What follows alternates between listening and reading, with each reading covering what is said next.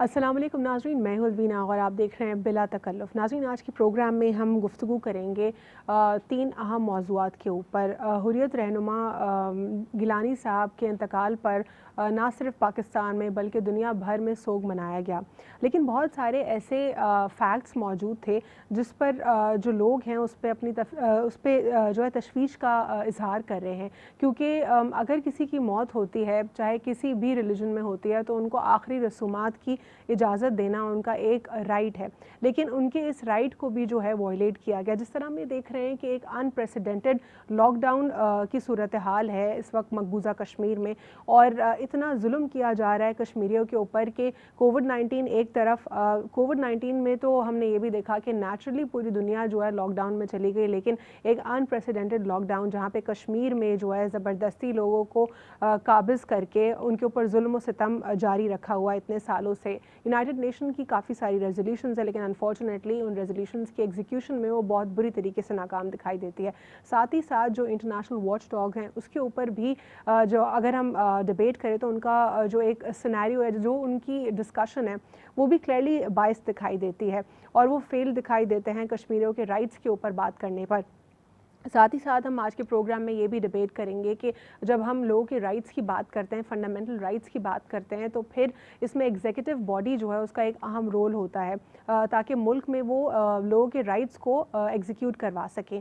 असद उमर साहब का ये कहना है कि कराची का जो सेंसस का मामला है उसको हम एड्रेस करेंगे और 2023 तक जो है हम सेंसस के मामले को मुकम्मल कर लेंगे और 18 माह के अंदर ये जो है मामला मुकम्मल होगा। उन्होंने मामला जो है समरी में भेज दिया है, इसके ऊपर भी गुफ्तगू करेंगे।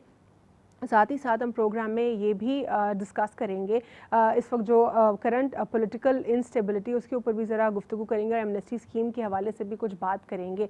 हमारे साथ स्टूडियो में मौजूद हैं ख्वाजा नवीद साहब, रिटायर्ड जस्टिस और एक नामवर वकील हमारे मुल्क का। उनसे जो है डिटेल एनालिसिस लेंगे। अस्सलाम वालेकुम सर। वालेकुम सलाम। सर, सबसे पहले मैं आपसे बात करना चाहूँगी हुर्रियत रहनुमा के हवाले से। शहरियार अफरीदी साहब ने जो यूनाइटेड नेशन को ख़त लिखा है और इंटरनेशनल वॉच डॉग्स को भी उन्होंने एड्रेस किया है, वो कह रहे हैं कि कोविड-19 की आड़ में जो है इस तरह जो हुर्रियत रहनुमा है उनको कत्ल किया जा रहा है। क्या कहेंगे आप इस पर? देखिए जी, बात बिल्कुल, उन्होंने एक ज़िम्मेदार ओहदे पर बैठे हुए हैं और एक ज़िम्मेदार आदमी हैं और पुराने सियासी आदमी हैं।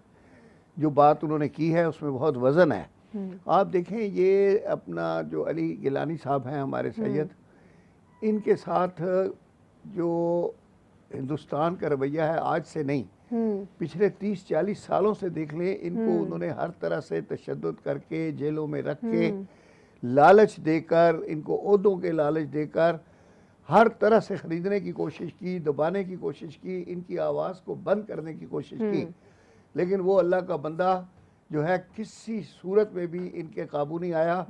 वो ना झुका, ना बिका, ना टूटा। और माशाल्लाह माशाल्लाह अल्लाह ताला ने उनको उम्र भी तवील दी, लेकिन उन्होंने कभी अपने बुढ़ापे का सहारा लेकर मूवमेंट से रिटायरमेंट या मूवमेंट में पीछे रहने की कभी कोई ऐसी कोशिश नहीं की। और उन्होंने कभी किसी को, और ना ही लालच में, जिस तरह आपने कहा कि वो बिके नहीं, उन्होंने ना ही कोई लालच में एलाय फॉर्म किया। ना ना ना ना, कभी उनको कौन खरीद सकता है। वो करैक्टर के लोग थे। अल्लाह ताला उनकी मग़फ़िरत करे, उनके दर्जात बुलंद करे।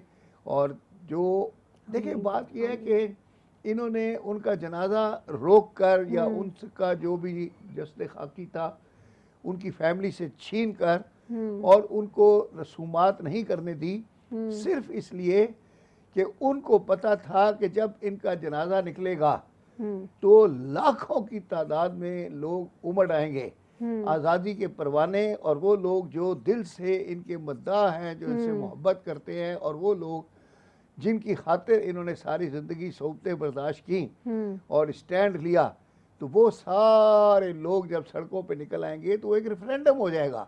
तो हमारा तो कहना यही है कि कश्मीर में रेफरेंडम करा लो कि लोग उधर हैं या इधर हैं, वो इंडिया के साथ हैं या अपनी आज़ादी चाहते हैं या पाकिस्तान के साथ इल्हाक चाहते हैं, आप रेफरेंडम करा लें। तो सैयद अली गिलानी साहब का जो जनाजा का जुलूस अगर इजाज़त दे दी जाती तो वो रेफरेंडम खुद ब खुद हो जाता। तो हिंदुस्तान ने तो यानी उनके जनाजे में भी जो उन्होंने बैरियर्स क्रिएट किए, ये भी उन्होंने डर और खौफ से क्रिएट किए बीजेपी ने। वो तो जाहिर है, मतलब ना, ये तो उन्होंने ये किया, अगर सही इजाज़त दे देते तो लाखों की तादाद में जी दुनिया आती और ये रेफरेंडम हो जाता ऑलरेडी कश्मीर में। उस रेफरेंडम को रोकने के लिए ये साजिशें की गई हैं, ये कोविड के बहाने कर रहे हैं, कोई ऐसा मसला नहीं है। माशाल्लाह उन्होंने अपनी उम्र हासिल की और उनकी तबीयत पहले से काफ़ी दिनों से ख़राब थी और इन्होंने उनको नज़रबंद किया हुआ था। देखिए, आज़ादी की बड़ी कीमत होती है और वो शख्स जो कि लड़ आज़ादी के लिए रहा है, तो आपने उसके मुल्क को तो आज़ादी दी नहीं, उल्टा उसको उठा के घर में नज़र बंद कर दिया।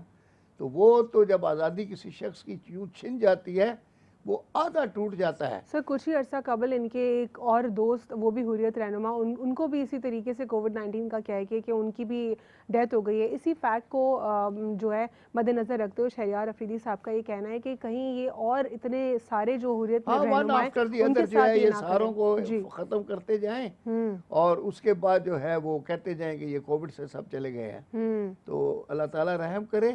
और देखें, दुश्मन बड़ा है लेकिन हमारा भी अकीदा है कि मारने वाले से बचाने वाला बड़ा है। तो अल्लाह ताला हमारे लोगों को महफूज रखे और इनके जो नाकाम इरादों को जो है, मज़मूम इरादे, उनको नाकाम करे और इंशाल्लाह नाकाम होंगे। आज तक देखें तमाम लोग जो हैं वो अपनी बात पर कायम है। आज 600 से कितने दिन हो गए हैं, इन्होंने वहाँ कर्फ्यू डिक्लेयर किया हुआ है, लोगों को घरों से नहीं निकलने दे रहे, दुकानें नहीं खुलने दे रहे, उनके रोजगार बंद किए हुए हैं, उनकी मूवमेंट पे पाबंदी है। यूएन आखिर क्यों इस पर कोई एक्शन नहीं लेता? एक अनप्रेसिडेंटेड लॉकडाउन के यूएनओ में कहा जाता है कि everybody is equal, all nations are equal, लेकिन वो कुछ इक्वल नहीं है, some are more equal than others. तो अगर यही पाबंदी अगर कहीं अमेरिका में होती या किसी और जगह होती तो सारे फौरन निकल के आ जाते। आज अच्छा, अब अफगानिस्तान का अगर हम सिनेरियो देखते हैं, तालिबान के ऊपर जो क्रिटिसिज्म हो रहा है, तालिबान जो है वो दे बिलोंग टू अफगानिस्तान और उनकी सरजमीन को आपने इतने अरसे बाद, इतने जंग और जदल के बाद आपने अगर खाली किया है, तो फिर अब उसके ऊपर क्रिटिसिज्म हो रहा है। तालिबान की तो बात ही और है, उन्होंने 20 साल इनको मार मार के इनका बुरकस निकाल दिया, भाग गए और ऐसे भागे, दुम दबा के भागे हैं। वो बच्चों की गेम नहीं होती, वो क्या कहते हैं, दौड़ा दौड़ा दुम दबा के दौड़ा। जी, ये दुम दबा के दौड़े हैं जी। तो अब उसके बाद ये रोना जो अपने वेस्टर्न मीडिया पे दिखा रहे हैं और उनको फ्रीडम के बारे में बातचीत कर रहे हैं, कौन सी फ्रीडम? बड़ी फिक्र है जी। उन्होंने कहा कि औरतें क्रिकेट नहीं खेलेंगी, तो ये सारा दिन रो रहे हैं कि औरत क्रिकेट नहीं खेलेगी। कोई कह रहा है कि अच्छा अगर ये औरतों की टीम नहीं भेजेंगे तो हम मर्दों की टीम को भी अलाउ नहीं करेंगे। तो एक और बात भी वो कह रहे हैं कि जो पर्दे की बात हो रही थी कि औरत को अलाउड होगा, वो काम भी कर सकती है, वो पढ़ भी सकती है, लेकिन एक जो हमारा कंडक्ट है उसको वायलेट ना करे। तो ओ जी पर्दा करवा के ये काम करवाएं भी प्रॉब्लम था। और ये क्या बात हो गई सर? तो वो फ्रीडम, मतलब मुझे ये चीज़ समझ नहीं आती, अगर एक शख्स अपनी मर्ज़ी से जो है, अगर उसका रिलीजन और अपने कल्चर को अच्छे से वो जो है प्रैक्टिस करना चाहता है और उसको अल्लाह ने इतनी तौफीक दी है, तो आप उसको, मतलब वो अपना काम कर रहा है, अपना जो उसका फ़र्ज़ है वो अदा कर रहा है, वो आपको बुरा लग रहा है। वो क्यों बुरा लग रहा है? फ्रांस में, वहाँ भी इन्होंने बहुत लोगों को, अदालतों ने खैर हमारे हक में फैसले दिए हैं मुसलमानों के, इन्होंने हिजाब करने वाली लड़कियों को फ्रांस में लगी थी। सर, ये फ्रीडम आप वो फ्रीडम नहीं छीन रहे। इन्होंने नौकरियों से निकाला, स्कूलों कॉलेजों में दाखिलों में डिस्क्रिमिनेशन की, अपनी टीमों से निकाला, लेकिन वो भी अल्लाह की बंदियां जो हैं अपनी बात पे कायम रही। अभी एक वो हिजाब वाली औरत जज बनी हुई है जी। तो सर ये मुझे ज़रा बताएं, ज़रा ऑडियंस को भी बता दीजिए, अगर फॉर इंस्टेंस कोई अपनी मर्ज़ी से पर्दा नहीं कर रहा, तो उसको तो कह रहे हैं कि फ्रीडम है, लेकिन अगर कोई अपनी मर्ज़ी से पर्दा करना चाह रहा है, हो इसमें डिफरेंट कैटेगरीज हो सकती हैं, कोई नकाब करना चाहती होगी, कोई सिर्फ स्कार्फ लेना चाहती होगी, दुपट्टा लेना चाहती होगी, आप उससे वो छीन रहे हैं? क्या वो आज़ादी आप नहीं छीन रहे? आप उससे उसका हक नहीं छीन रहे? हमारे मुसलमान माशाल्लाह अल्लाह के फजल करम से अब यूरोपीय मुल्कों में भी फाइनेंशियली भी बड़े स्टेबल हैं और पॉलिटिकली भी स्टेबल हो गए हैं और उनका वोट बैंक भी इतना ज़्यादा हो गया है कि अब तो वहाँ के सेनेटर भी उनके घरों में जाके मिन्नतें करते हैं कि आप हमारी तरफ वोट डाल दें, अगर रिपब्लिकन को दे दें तो रिपब्लिकन जीत जाएगा, अगर डेमोक्रेट को दे दें तो डेमोक्रेट जीत जाता है। आपको पता है जो इमरान खान ने के सपोर्टर्स ने वहाँ पे पावर शो किया था अमेरिका में, वो देखकर कई सेनेटर पागल हो गए, उन्होंने कहा है इनके साथ इतने लोग हैं, ये तो अगर हमारे हक में आ जाए तो हम तो जीत जाएंगे, सीट निकाल लेंगे। तो माशाल्लाह अब हमारी वहाँ बड़ी वो स्ट्रेंथ भी है, पॉपुलैरिटी भी है, जी। फाइनेंशियली भी हमारे लोग स्ट्रॉन्ग हैं। तो अब ये हमारा वहाँ कुछ नहीं कर सकते, ठीक हम है। वहाँ की अदालतों से जीतते हैं जी। और हमारी लड़कियाँ वहाँ नकाब लेकर और हिजाब लेकर घूमती हैं। ठीक है सर, एक छोटा सा वक्फा लेंगे, उसके बाद मैं दोबारा आऊँगी आपकी जानिब पर। हम गुफ्तगू करेंगे सेंसस के हवाले से कि सेंसस हमेशा से कंट्रोवर्शियल रहा है, पर्टिकुलरली कराची की अगर हम बात करते हैं। इस पर असद उमर साहब ने क्या कहा है, इसके ऊपर डिटेल कॉन्वर्जेशन करेंगे आफ्टर शॉर्ट ब्रेक।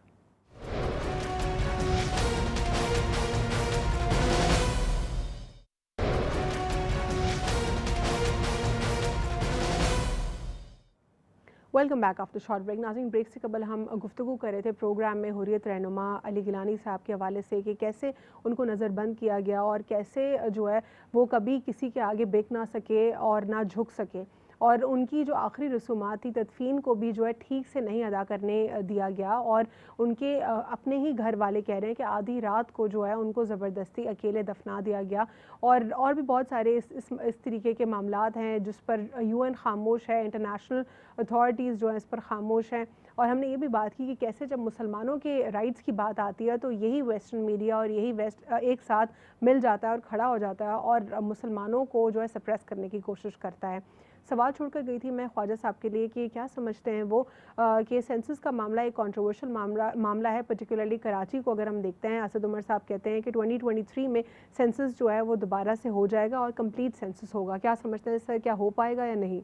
देखिए जी, नीयत हो, इरादा हो तो दुनिया में कोई काम मुश्किल नहीं है और नामुमकिन भी नहीं है, लेकिन यहाँ मसला नीयतों का है और इरादों का है। बात यह है कि कराची की जो असली आबादी है उसको कम दिखाया जाता है और उस वजह से यहाँ बड़ी ज़बरदस्त कंट्रोवर्सी पिछले सेंसस की अभी तक जो है वो हल नहीं हुई है। MQM को बहुत ज़बरदस्त रिजर्वेशंस हैं, उनके बड़े बड़े सख्त बयानात आते हैं इस मामले में। कई दफ़ा तो वो ऐलान करते हैं कि कोई वो एक्शन भी लेने जा रहे हैं, लेकिन फिर वो पता नहीं रुक जाते हैं। इसी तरह जमात इस्लामी जो है वो बड़ी मुनज़्ज़म तंजीम है और बड़ी वोकल पार्टी है माशाल्लाह, और उनके लोग भी सारे एजुकेटेड और बड़े अपराइट हैं।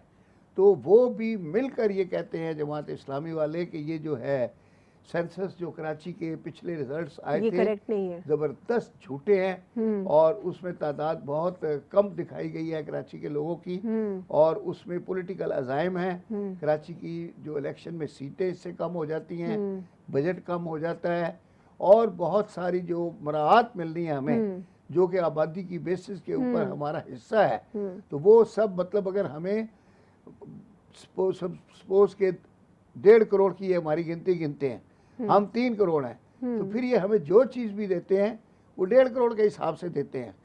यानी पानी उसी हिसाब से कम मिलता है, बजट उसी हिसाब से कम मिलता है, दवाइयाँ, मराहत, हर चीज़ में कट लग जाता है, क्योंकि वो कहते हैं कि आपकी आबादी इतनी है जबकि आबादी डबल है। तो जो हमें मिलता है आधा मिलता है, उसको हम पूरे पे खर्च करते हैं। तो मीन्स कि हमारे लोग जो है they have been deprived of their fundamental rights. जी जी जी जी बिल्कुल। तो अब इसमें असद उमर साहब पढ़े लिखे आदमी हैं भी जिम्मेदार आदमी, कराची से उनका ताल्लुक भी है। मुझे उम्मीद है, कभी उम्मीद है कि वो इसमें कराची वालों का साथ देंगे, क्योंकि वो खुद भी हमारे ही है ना सर। वो ये कह रहे हैं अगर कि वो इलेक्शन इस्लामाबाद से जीते हैं, जी यहाँ से लड़ते हैं तो हम यहाँ से भी जितवा देते उनको। अक्सर हमने देखे ना, डॉक्टर अलवी साहब को भी तो जितवाया है जी, लेफ्टिनेंट डिफेंस से अपने मोहल्ले से जितवाया है जी। तो अगर असद उमर आते तो इनको भी जितवा देते और आइंदा अगर आएंगे तो भी जितवा देंगे। लेकिन बात यह है कि थोड़ा कराची के साथ इंसाफ करें।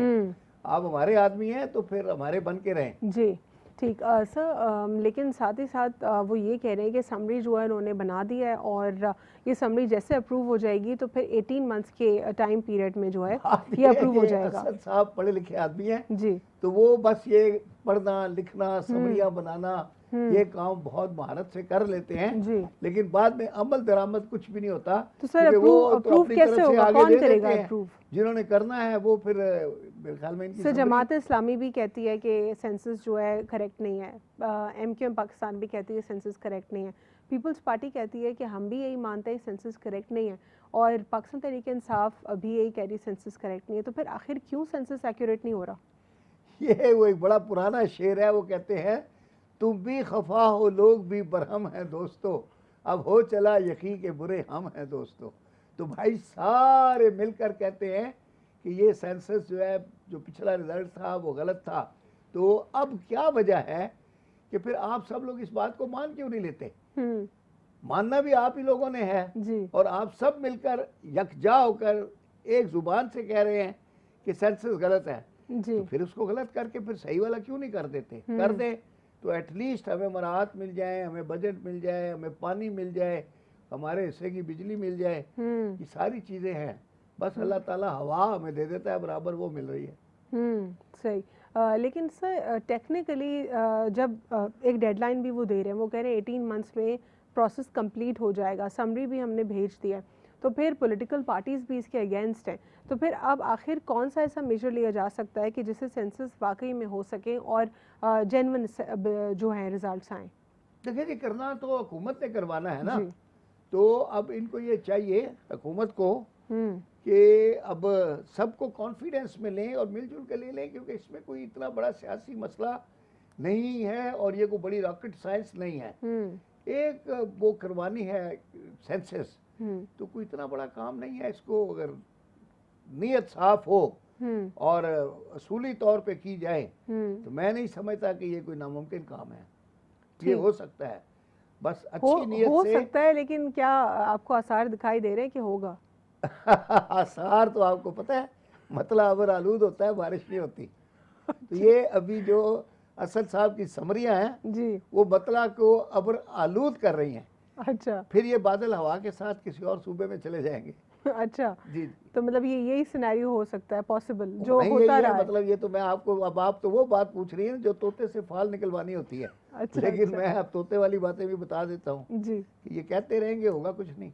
अच्छा, यानी कि ये फैक्ट्स हमारे पास नहीं आने सही। नहीं, वो जैसे कहते हैं रोज, देखें जी।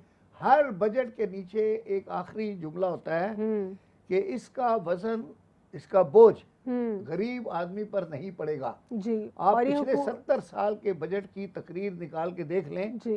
तो आखिरी जुमला यही होता है। जिस तरह जराइम की हर खबर के नीचे एक आखिरी जुमला होता है कि पुलिस मसरूफ़ तफ्तीश है, इसी तरह बजट के नीचे होता है कि इसका बोझ गरीब आदमी पर नहीं पड़ेगा, लेकिन पिस्ता गरीब ही है। और अवाम दोस्त बजट, हर हर हमेशा अवाम दोस्त हाँ, वो बजट तो ही आता अवाम है। दोस्त ही होता है ना बजट तो, हालांकि होता है वो लीडरों का दोस्त। जी सर, ऐसे तो उनकी जेब में जाते हैं। जी सर, एमनेस्टी स्कीम की अगर हम बात करते हैं तो एमनेस्टी स्कीम को काफ़ी ज़्यादा लोगों की जानिब से क्रिटिसाइज़ भी किया गया है, लेकिन कुछ लोगों ने इसको अप्रिशिएट भी किया है।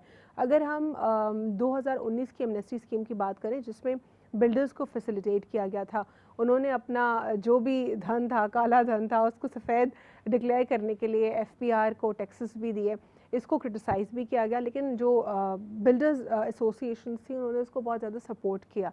वो 2019 तक उसकी डेट थी, जुलाई तक, लेकिन उसको एक्सटेंड कर दिया गया अब 2021 है और अब तक वो चल रहा है कंटिन्यूड, एप्लीकेशंस और जो भी उसकी प्रोसेस है वो कंटिन्यूड है। क्या कहेंगे आप इस पर? देखिए, बात यह है कि तनकीद बराए तनकीद नहीं करनी चाहिए।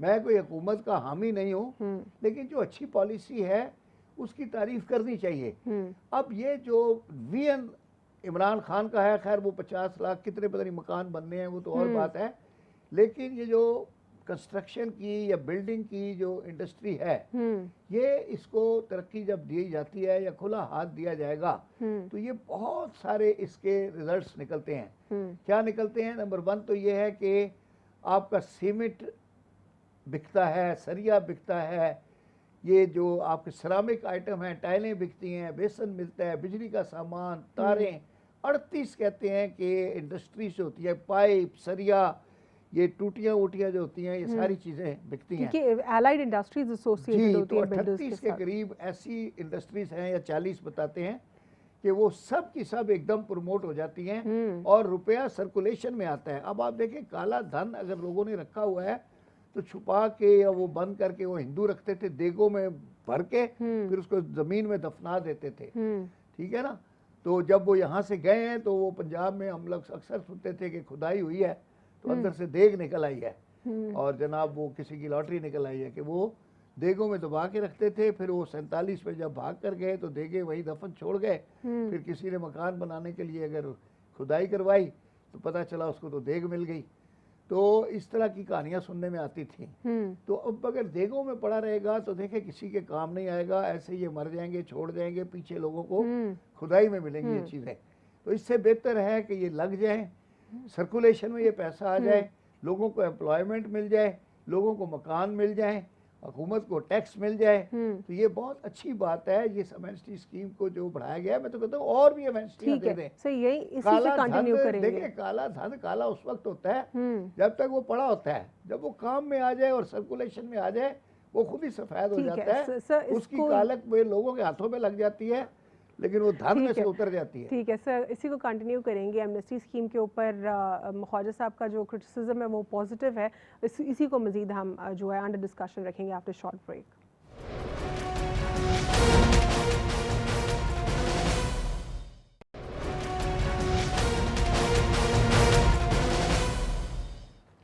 Welcome back after short break. नाज़रीन, ब्रेक से कबल हम प्रोग्राम में गुफ्तगू कर रहे थे एमनेस्टी स्कीम के हवाले से। ख्वाजा साहब का ये कहना है कि एमनेस्टी स्कीम को जो एक्सटेंड किया गया 2019 से 2021 तक चल रही है, इसमें कोई बुराई नहीं है और इसमें डेफिनेटली एक अच्छाई ये है कि नेशनल एक्सचेकर में जो है वो बेहतरी आ रही है और साथ ही साथ जो एम्प्लॉयमेंट रेशो है वो भी इससे बेहतर हो रहा है, बढ़ रहा है और पैसा जो है वो अगर वाइट मनी में कन्वर्ट कर दिया जाए तो वो ज़्यादा बेहतर होता है। साथ ही साथ मैं इनसे ये जानने की कोशिश करूंगी कि ये जो लोगों का क्रिटिसिज्म होता है कि ब्लैक मनी को वाइट करवाया जा रहा है और गवर्नमेंट पहले क्रिटिसिज्म किया करती थी पहले कि ये पॉलिसी करेक्ट नहीं, और अब गवर्नमेंट खुद भी यही पॉलिसी पर आ रही है, इस पर आप क्या कहेंगे? वो तो खैर आप खुद भी रोज देख रही होंगी मीडिया में है कि इमरान खान साहब वो जो कंटेनर के ऊपर खड़े हो गए जितनी तकरीरें करते थे और बिजली के बिल जलाते थे, फिर कहते थे ये नहीं देना, और फिर वो कहते थे जब महंगाई होती है उसका मतलब होता है कि आपका हुक्मरान करप्ट है और वो कमीशन खा रहा है। लेकिन उसके बाद वो सारी चीजें अब हो रही हैं, महंगाई भी हो रही है, बिजली के बिल भी आ रहे हैं, सारा कुछ हो रहा है। तो सिस्टम तो वो खैर चल रहा है। लेकिन ये बात मैं फिर अपनी बात पे कायम रहूंगा कि लोगों को कारोबार करने के लिए खुला हाथ दिया जाए। सरकारी महकमों को एक तो उनके इख्तियारात में कमी की जाए कारोबारियों के हिसाब से, और उनको कहा जाए कि जो लोग मेहनत करते हैं, सुबह सुबह आके काम पर आते हैं, दुकानें खोलते हैं, अपनी इंडस्ट्री खोलते हैं, लोगों को एम्प्लॉयमेंट देते हैं, तो खुदा के वास्ते उनको तंग मत करो। क्योंकि वो अगर ताला लगा देंगे अपनी फैक्ट्रियों को और वो पैसे बैंक में रख देंगे, वहां से इंटरेस्ट लेकर भी अगर वो खाने लग जाए ना तो उनकी जिंदगी बहुत अच्छी गुजर जाएगी। अगर वो काम कर रहे हैं तो उनको काम करने दें, क्योंकि उनके काम करने से एम्प्लॉयमेंट पैदा होती है, गवर्नमेंट को टैक्स मिलता है, लोगों को नौकरियां मिलती हैं, और जो दूसरी सनतें हैं, अलाइड सनतें, उनको तरक्की मिलती है। आप अगर लोगों को इस तरह से कारोबार करने से रोकेंगे, तंग करेंगे, नए नए कानून बनाएंगे, शिकंजे रखेंगे उनको जकड़ने के लिए, क्या करेंगे फिर लोग? वो अपने कारोबार से पैसे निकाल के ट्रेडिंग में डाल देंगे। क्या अभी क्या करते हैं, मैं बेशुमार लोगों को देखता हूँ, वो कहते हैं 25-30 कारें बुक कर लो और एक एक कार लेते जाओ और ओन के ऊपर बेचते जाओ। वो अपना महीने का 4-5 लाख रुपया 6 लाख रुपया बना लेते हैं। इस तरह के लोग कहते हैं जी किचन का खर्चा निकल गया सर। लेकिन वो जो लोग लगाते सर, जो लोग बिल्डर्स के ऊपर क्रिटिसिज्म करते रहे हैं और उन्होंने ये कहा कि एमनेस्टी स्कीम जो है ये ब्लैक मनी वालों के लिए सिर्फ बेनिफिशियल है, बिल्डर्स जो हैं उन्होंने लोगों को बहुत ज़्यादा तंग किया है, वो माफियाज़ हैं और इलीगल कंस्ट्रक्शंस होती रही हैं, और अब भी जो है बहुत सारी अथॉरिटीज़ जो हैं इसमें शामिल हैं जो कि फैसिलिटेट कर रही हैं बिल्डर्स को। क्या इस पर आपका क्या स्टांस है? देखिए बात यह है कि हर बिल्डर बुरा नहीं होता। बिल्डर भी एक काम करता है, एक ज़मीन के ऊपर आपको इमारत खड़ी करके दे देता है और लोगों को अगर 100 फ्लैट है तो 100 आदमियों को घर मिल जाता है, तो कोई बुराई नहीं करता। लेकिन अब बिल्डर्स में अच्छे बिल्डर्स जो हैं वो बड़े लिमिटेड रह गए हैं। अब वो लोग इसमें कूद पड़े हैं जो बोर्ड लगाकर बिल्डिंग का, ये 25 मंजिला बिल्डिंग बन रही है और 3 मंजिलें बना के और 25 मंजिलों के पैसे लेके लोगों से मुल्क से गायब हो जाते हैं, कनाडा में जाके वहाँ स्टोर खोल के बैठे होते हैं। तो इस तरह का एक बहुत बड़ा तबका बिल्डिंग माफिया में आ गया है। उनके लिए खैर नैब ने भी कानून बनाया और उसको कहते हैं कि fraud with public at large, और उसमें ये 2-3 बिल्डरों को पकड़ा भी है और उनकी खैर जमानतें हो गई हैं, लेकिन एटलीस्ट केस बन गया है जिन्होंने पिछले 25-25 साल से लोगों के पैसे लेके और सिर्फ 5 फ्लोर बना के और फिर बाद वो बिल्डिंग के पीछे प्लास्टर नहीं कराते और वो अपने दफ्तर भी सब अबॉलिश किए हुए हैं और हर आदमी को ख़त लिख कर भेजते हैं कि ये जो आपने फ्लैट बुक किया था उस वक्त 12 लाख का, तो आपकी किस्तें नहीं आई, लिहाजा वो फ्लैट कैंसिल कर दिया गया है और अब उन्हीं फ्लैटों को बेचते हैं 5-5 करोड़ का। तो ये एक बहुत बड़ा माफिया है। बल्कि मैं नैब वालों को आपके तवस्सुत से मीडिया के ज़रिए रिक्वेस्ट करूँगा, ऐसे बेशुमार बिल्डर हैं, मेरे पास बहुत गरीब लोग आते हैं, वो बेचारी औरतें अपनी डायरियाँ लेकर आती हैं, कहती हैं कि सर हमने एक किस्त भी लेट नहीं की है और ये अपना दफ्तर बंद करके चले गए जहाँ पे वो पैसे जमा होते थे किस्त के, और अब इन्होंने हमें ख़त भेज दिया है कि आपकी बुकिंग कैंसिल हो गई। अब उन्होंने मिसाल के तौर पे 25 लाख का बुक किया था, तो अब ताज़ा उनके पैसों से बना के 11 साल बाद लोगों को 2-2 करोड़ रुपए का दे रहे हैं, 2.5 करोड़ का दे रहे हैं। इनको तो ना सिर्फ इनके लाइसेंस मनसूख किए जाएं, इनको बल्कि कोड़े भी लगाए जाएं। मैं तो कहता हूँ इनको अरेस्ट करके, नैब में तो खैर चल ही रहे इनके केस, इनके मिलिट्री कोर्ट में चलाएं केस, ताकि ये जो अवाम का पैसा खा के गरीब आदमी जो है, देखें अपना पेट काट के, अपने बच्चों का पेट काट के इनको किस्त दे के आता है और ये उसको अयाशियों में उड़ाते हैं और लोगों को खत भेजते हैं कि जी हमने आपका फ्लैट कैंसिल कर दिया। अदालतें खैर लोगों का साथ देती हैं। इस तरह के जो ब्लैक मेलर, ये जो चीटर बिल्डर हैं जो खत भेजते हैं कि फ्लैट कैंसिल है, मैं यहाँ पे रिक्वेस्ट कर रहा हूँ कि कोई फ्लैट कैंसिल नहीं होना चाहिए और पुलिस को भी अवाम की मदद करनी चाहिए, अदालतें तो करती हैं, और हुकूमत को भी चाहिए कि उन फ्लैटों को कब्जा लेके लोगों को दिलवाएं फौरी तौर पे। सर यानी आप ये कह रहे हैं कि सिर्फ जो जुडिशरी है वो इसमें सिर्फ हेल्प नहीं कर सकती, इसमें एग्जीक्यूटिव बॉडी को भी जो है सारे लोग अपना किरदार अदा करना चाहिए। लेकिन सर एग्जीक्यूटिव बॉडी तो ऐसे मामलात में ऐड नहीं होती ना, अपना किरदार अदा करे, आबाद अपना किरदार अदा करे। सर आप सिंध बिल्डिंग कंट्रोल अथॉरिटी की बात कर रहे हैं, KDA हो, सिंध बिल्डिंग कंट्रोल अथॉरिटी हो, इनके ऊपर तो खुद केसेस हैं। नहीं, सिंध बिल्डिंग कंट्रोल अथॉरिटी में सारे रूल्स, हर चीज बनी हुई है इन चीजों को रोकने के लिए, वो इस्तेमाल नहीं करते हैं। अंदर के जो कुछ ऑफिशियल्स हैं सब नहीं, लेकिन कुछ ऑफिशियल्स वो मिले हुए हैं। सर आप ये देखें, चीफ मिनिस्टर हाउस के बिल्कुल सामने 30 मंजिला बिल्डिंग बनाने की इजाजत दी गई है कि ऊपर से झांको तो पूरा चीफ मिनिस्टर का बेडरूम नजर आता है। तो बात ये है कि ये कौन दे रहा है इजाजतें, इसलिए हर फ्लोर के पैसे हैं। हमें याद है एक जमाने में वो कहते थे कि सिक्योरिटी हैजार्ड्स है, उस इलाके में 1+3 और 1+4 से ऊपर बिल्डिंग नहीं बनने देते थे। आज वहाँ 30-30 मंजिला बिल्डिंगें, chief minister house Karachi club के सामने बिल्डिंगें खड़ी हो गई हैं। कौन दे रहा है इजाजतें? इसलिए कि फी फ्लोर निर्ख मुकर्रर है। सर ये कैसी एनओसीज हैं जो फिर इतनी मिल रही हैं विदाउट एनी ये तो मुझे चाहिए चीफ जस्टिस साहब कर रहे हैं, सो मोटो इसका लेकर एक्शन थोड़ा सा करें इसके लिए। चीफ जस्टिस साहब का अपना ताल्लुक भी कराची से है और वैसे किया है उन्होंने, नेस्ला टावर का उनको गिराने का ऑर्डर किया उन्होंने। एक वो वहाँ बनी हुई थी गुलशन में बिल्डिंग, वो पूरी की पूरी गिरा दी है। और भी वो जो अलादीन पार्क के पास जो उनको तो फारग ही कर दिया। जी। लेकिन सर यहाँ पर भी एक और अहम कंसर्न आता है, जब कोई बिल्डिंग अंडर कंस्ट्रक्शन होती है और बिल्डर उसको बना रहा होता है, बाज़ औक़ात ऐसा होता है कि उनकी एनओसी सब कुछ परफेक्ट होता है, एक लेमैन जब जाता है उसको ख़रीदने के लिए उसको लगता है कि वो एक अच्छी चीज़ में इन्वेस्ट कर रहा है, लेकिन इसमें जो अथॉरिटीज़ है वही उनके साथ मिल के जो है एक फ्रॉड पूरा बनाती हैं। उसके बाद एक थर्ड पार्टी आती है, इन्वेस्टर्स आते हैं, वो उसमें इन्वेस्ट करते हैं, उनका नुकसान हो जाता है। अब इस सिनेरियो में आखिर कौन रिस्पॉन्सिबल है, किसकी गलती है? देखिए अब गलती तो मुझे अब ये इतनी बिजनेस की डिटेल्स के बारे में नहीं पता है, लेकिन ये ज़रूर पता है कि ये भी एक पूरा माफिया है जी। और बिल्डिंग कंट्रोल अथॉरिटी में जो लोग बैठे हुए हैं वो मिले हुए हैं। आप ये देखें कि पूरा बहादराबाद वो बंगले बिक कर वहाँ 1+2 से ज़्यादा की इजाज़त नहीं थी। आप हर गली में चले जाएं 1+6 की बिल्डिंग बनी हुई है। वो किसने बनाई, कैसे बनी, कोई रातों रात नहीं बनी। यही जो इंस्पेक्टर थे जिनकी ड्यूटियां थी ये सारा जाके कर रहे हैं। वो तो जिस दिन को बिल्डिंग गिरती है उस दिन मीडिया में भी शोर मच जाता है, 2-3 दिन 2-3 अफसर सस्पेंड हो जाते हैं, वो फिर जाके दोबारा बहाल हो जाते हैं। सस्पेंड होते हैं, नौकरी से निकाले नहीं जाते जी। तो बात ये है कि ये सारा जो विशियस सर्कल है ये आप अपने बहरहाल अच्छा है आप इस प्रोग्राम में ये बात कर रही हैं, एटलीस्ट ये गोश गुजार हो जाएगा कंसर्न जो तबके हैं उन तक। लेकिन होना माना कुछ नहीं है, मतलब हम अपना नशिस्तन, गुफ्तन, बर्खास्तन और होते यही रहना है जो हो रहा है। ठीक है सर, बहुत बहुत शुक्रिया प्रोग्राम में शिरकत करने के लिए।